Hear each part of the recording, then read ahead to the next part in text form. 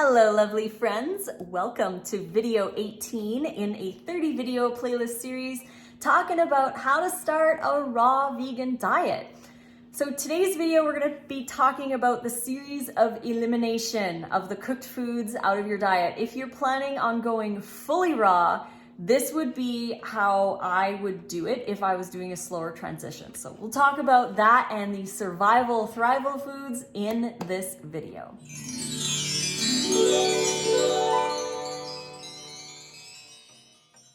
Thank you so much for joining me today. So grateful to have you here. So appreciative of you and big hugs. I believe in you. I think you're awesome. And thank you for wanting to make better choices in your life. So before we begin though, we still have 40% off all of our raw vegan recipe ebooks, the digital versions, 40% off. The code is NICECREAM40. This is the link. You can also find the link in the description box below, along with the link for all of our print versions. The print versions are not on sale, so the code won't work on Amazon, but if you wanted to hold one in your hands, you have that option. You can head over to the links. They're all down below. So is the link to the playlist. If you want to watch all the videos in this playlist, that's down there too. So today I wanted to talk about survival thrival foods and also the series of elimination of the cooked food out of your diet. So if you're planning on going fully raw, this is what I would say would be kind of like a step-by-step on how to get rid of those foods. First off, you should get rid of the animal products. Those are like first to go. Then I would work on getting rid of the processed foods. So the junk foods, the fake meats, the fake cheeses, the high fat things, chips and crackers and cookies and pastries and all of that. Get rid of those. They don't belong in our diets. Next up would be grains, breads, pastas, and cereals. These kinds of things can be beneficial for many people, but if you're trying to go raw, those would be the next to go. These are all really drying foods on the human body. Breads and crackers and chips and pretzels and all of that, those are so drying that the colon has to actually find water to help digest.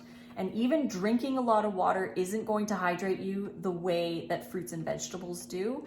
High raw or all raw foods, they're going to really help with digestion. So if you're finding you're constipated, you have slow or sluggish digestion, or you're reacting to some of those products, all of the grains, the bread, the pasta, the cereals, get that out. Next up would be the potatoes, the rice, and the quinoa.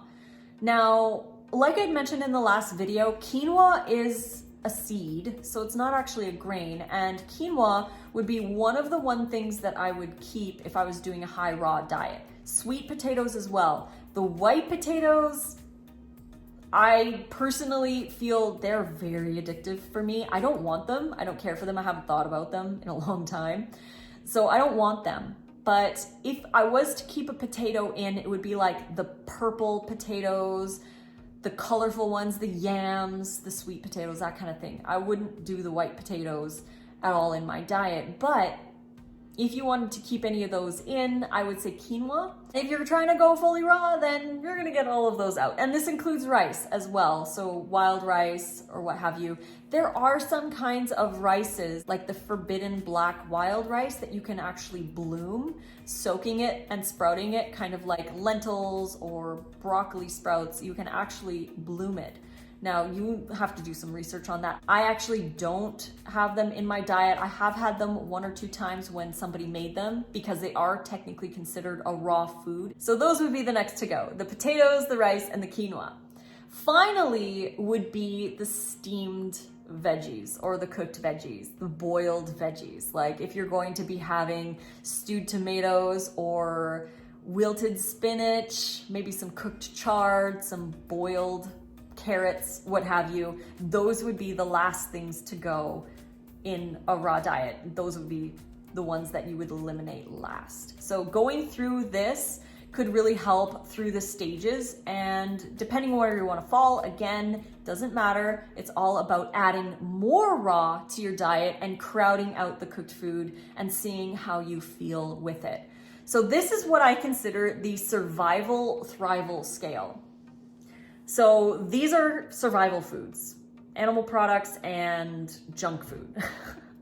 These are the foods that I never want to eat ever again, not even during survival times, but they are the survival foods. They're going to fill you up, they're going to satiate you, but they're not ideal. Then there comes the grains. Again, not ideal, but they're plant-based foods and they're still going to help you feel satiated and fill you up and give you nutrition in there. But I don't consider them thrival foods. They're just survival foods.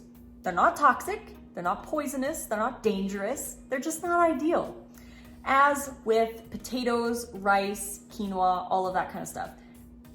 Again, it's not that it's toxic or poisonous. I just prefer raw. And if you want to stay here, there's no shame in that. No shame. I don't want anyone to feel any kind of shame for staying in this realm of the survival thrival scale. I just don't feel my best on them. And many people don't feel their best on them. So it really depends on how you're feeling with that and trying to add more raw and see how you feel. So then obviously the steamed veggies are going to be last. They're not as drying on the body. If you're doing boiled, at least you're maintaining a little bit of that hydration, but not as much as baking and stewing. They can be a little bit more drying on the body. So survival, thrival, where you want to land on that, it's totally up to you, totally how you feel in your body. And again, no shame. No shame where you are. It's all about where you're going and the positive choices that you're making and adding more raw foods to your diet to feel better and to get that hydration in. Because we all know how important it is to eat our fruits and veggies. So adding more is the best. But that would be the series of elimination, what I would get rid of first, middle, towards the end, and the last pieces that if you're wanting to go fully raw. So I hope you guys enjoyed this video. If you did, don't hesitate to click like and subscribe to the channel. You can find me on Instagram at Raw Food Romance and on Facebook, Lissa's Raw Food Romance. And you can also get 40% off any of our ebooks, the digital versions. The code is NICECREAM40. The link is right here. It's also in the description box below, along with the link for all of our print versions. This is the Dips and Dressings book, available on Amazon. The code does not apply to the print versions, but if you wanted one to hold in your hands, those are available for you. The links are below. So hope you guys enjoyed this video. Again, I love you all and thanks for sticking around for all of these. I truly appreciate it and I love you and I believe in you. Fruit on.